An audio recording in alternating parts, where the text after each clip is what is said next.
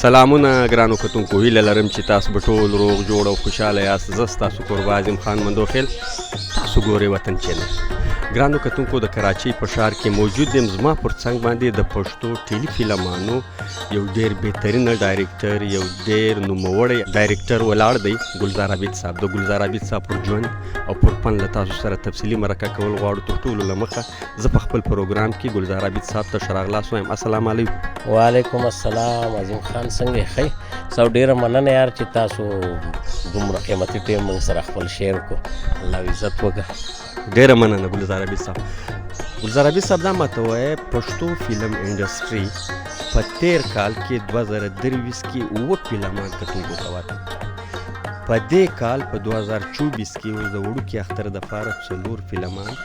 پښتو فلم انډسټري کتونکو ته ورکوي. په دې فلمانو کې جهانګیر خان یو ځل بیا په مثبت کرکټر کې را روان دی. ته څه وایې، جهانګیر خان د ویلنتوب دپاره ښه دی که د مثبت کرکټر دپاره؟ عظیم خان بھائی، زه خو به دا خبر وکړم که د بدر منیر نه بعد کتاب په پښتو کې لیکلی کېږي نو لومبی نوم به په دې دور کې د جهانګیر خان راځي، ولې چې جهانګیر خان ډېر بهترین اکټر دی، ډېر پوه اکټر دی او ډېر ښه سړی دی. بل دا چې د هغه اکټینګ چې دی هغه خو تاسو هم په سکرین ګورئ، موږ هم ګورو، موږ د هغه فین یو، موږ هغه کتلی دی. او چې بیا راشو د هغه کار نو مطلب دا جهانګیر خان خو د ښه کرکټر دپاره پکار دی، ولې چې زه به درته دا ووایم چې په انډیا کې شاهرخ خان یادېږي نو زه به دا وایم چې د پاکستان شاهرخ خان چې دی زموږ جهانګیر خان دی، الله دې هغه له ژوند ورکړي او ډېر قیمتي اکټر دی. خو موږ بس بعضې ډایرکټران او نوي نوي پروډوسران چې کم راځي هغو سره پیسې پیمنټ زیاتي که نه، او فلم خو نن سبا پیسې غواړي او اوس هغه دور نشته چې پروډوسر به ټولې پیسې راوړي او اکټر به په خپله مرضۍ والي. اوس خو به یو پارټي راځي او هغه به اکټر ځان له اخلي او هغه په خپله پکې هم کرکټر وي. نو اوس مطلب دا دی چې چینجینګ راځي، خو بدر صاحب نه بعد د جهانګیر خان خپل یو مقام دی، خپل نوم دی او ډېر ښه اکټر دی. ګلزار عابد صاحب، تا ډېرو ټیلی فلمانو ډایرکشن چې کوم دی کړی دی، ستا په کیریر باندې ډېرې بهترینه ډرامې چې کومې دي پرتې دي.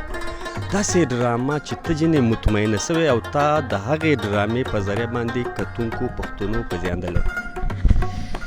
مین خبره دا ده عظیم خان بھائی چې د پښتو څومره ډرامې جوړېدې مخکې کم د سیډي دور چې نو هغه ډېرې قیمتي ډرامې جوړېدې.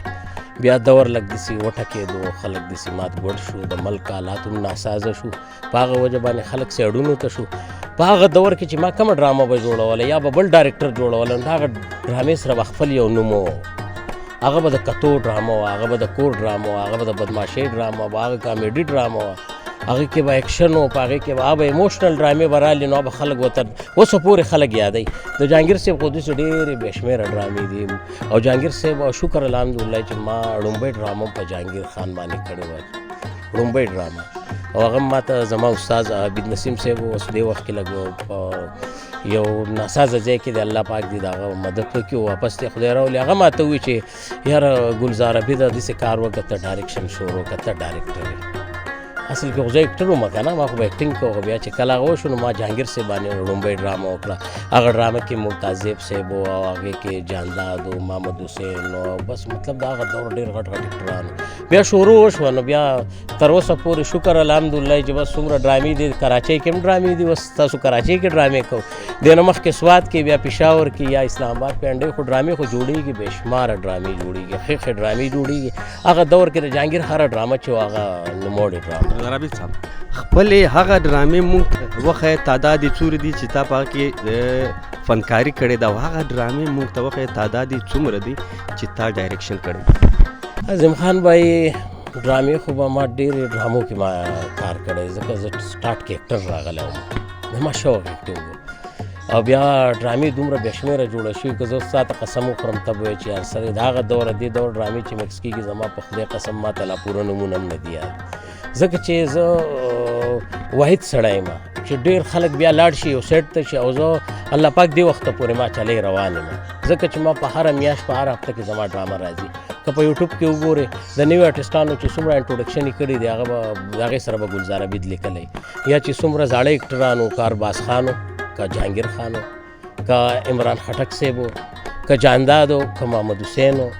که مطلب دا دی نور زمونږ د شوبیز چې څومره اکټران دي چې څومره اکټران دي آصف خان صاحب دې ټولو باندې ما کار کړی دی شکر الحمدلله فلم شهناز ممتازیه بقای چې څومره آرټسټان نور هم ډېر راځي خو د پښتو چې څومره زاړه اکټران وو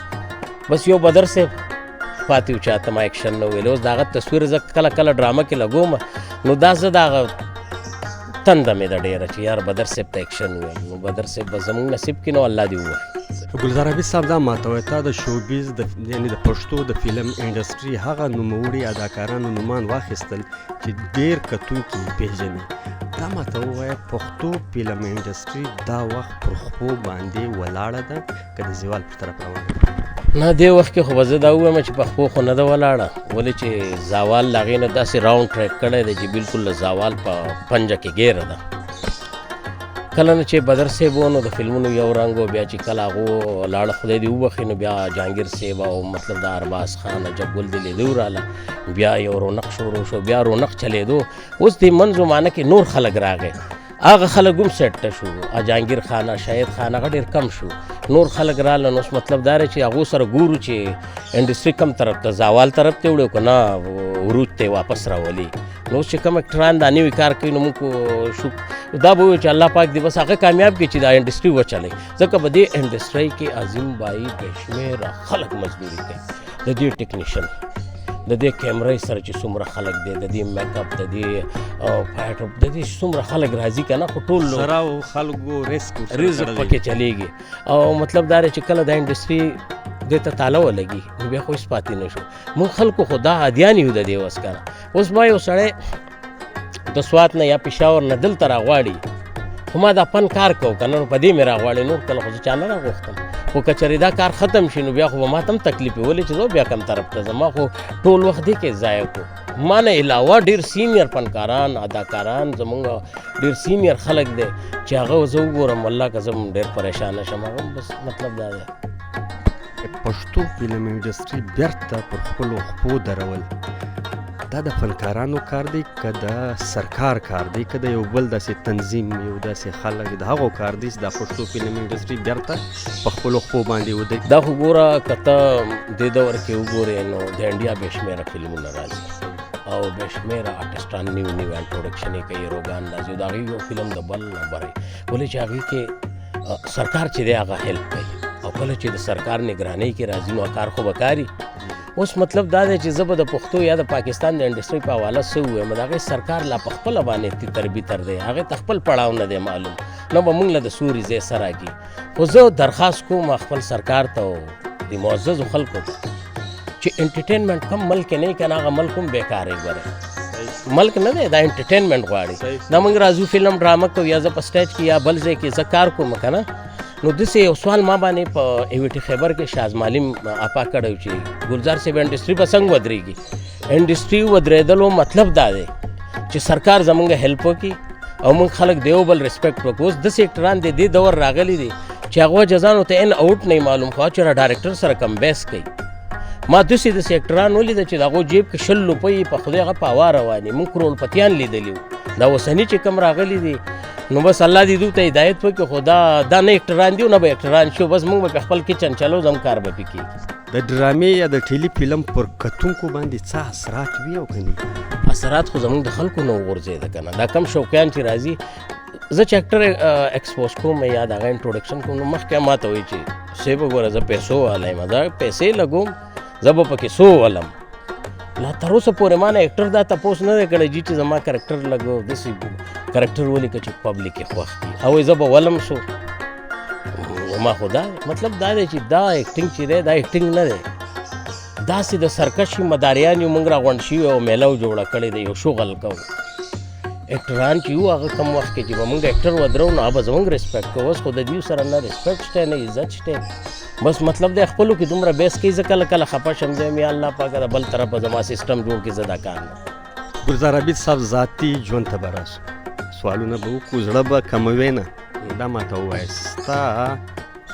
په عام ژوند کې کاروبار ژوند او زندګي څه کوي نو عام زمونږ چې کوم کاروبارونه هغه کاروبارونه موږ د دې کار دپاره قربان کړي وو کوم کارونه چې موږ کول که نه موږ دې کار دپاره قربان کړي وو مونږ خو چې بس انډسټري به چلیږي مونږ به ټول عمر هم دغه خپل روزګار چلو دا مطلب دا مونږ چې عکاسي کوو دا یو هدایت دی دې کې خو دغه نشته نو بهرحال هغه شی خو نشته اوس داسې سایډ کاروبار نشته دا کار لا کوو څه ټایمه پورې نو انشاءالله کوشش کوو چې مخکې ځان نه بس سایډ کاروبار شروع کړو بنیادي طور د کومې سیمې؟ زه خو یم د سوات او سوات کې زه د مټې یم مټه چې ده دا یو تحصیل دی یو ښکلې علاقه ده د سوات خو ټول ښایسته دی خو مټه پکې یو ځای یم چې ډېر ښایسته ځای دی یا به زما کلی دغه وجه ده زه د مټې د ټانګار یم بچیان د شته او که د نشته؟ شکر الحمدلله بچیان مې شته 6 لوڼه مې دي الحمدلله یو مې زوی دی او بس لا واړه دي لا د که روزګار پکې داسې څه دغه نشته بس موږ لا لګیا یو کار کوو که نه په دې فیلډ باندې ستا د کور ګزاره کیږي او که نه؟ نو دې کې موږ ډېرې پیسې ګټلې او اوس هم شکر الحمدلله ښې پیسې ګټو راځي راله زموږ کچن پې چلیږي خو هغه کچن نه چلیږي کم کچن چې به زموږ پخوا چلیږي رسیډي په دور کې اوس خو هغه ټایم پاس والا کار تا د بدر صاحب ذکر وکړي تا د اصف خان ذکر وکړي بیا فلمانو ته راغی او ماشاءالله ته د ډېرو ډرامو ډایرکشن کوې بطور فنکار بطور ډایرکټر کتونکو ته څه وایي چې دې فیلډ د راشي او که د نشي زه به ستا نه دا مخ دې خوا راواړم دا کتونکي ګوري د ټولو نه مخکې ایجوکیشن چې دی دا پکار دی تعلیمونه وکړئ سبقونه ووایي دا فن چې دی یا دا ټیک ټاک مونږ چې کوو دا ګورئ د دې هغه ټایم دومره نشته او زه تاسو ته درخواست کوم چې په خپلو بچو له توجه ورکړئ تعلیمونه پرې وکړئ سبقونه پرې ووایي چې هغو مطلب دا دی تعلیم وکړي او ښه افسران جوړ شي ډېره مننه کور د ودان څه چې په دومره مصروفه وخت کې د مونږ ته ټایم راکړه مهرباني جی الله دې عزت وکړي الله دې قایم ساته او دا د دې چینل له دا انټرویو به چلیږي کمنټس له ښه وکړئ ولې دا سړی زموږ ډېر ښه سړی دی الله دې قایم ساتي ډېره مننه تھینک یو السلام علیکم ډېره مننه ګرانو کتونکو دا و ګلزار عابد صاحب چې د پر ژوند او پر فن هم له تاسو سره تفصیلي مرکه وکړه تر بل خوندور پروګرام پورې هم پر لوی بادار سپارل یاست د خدای په امان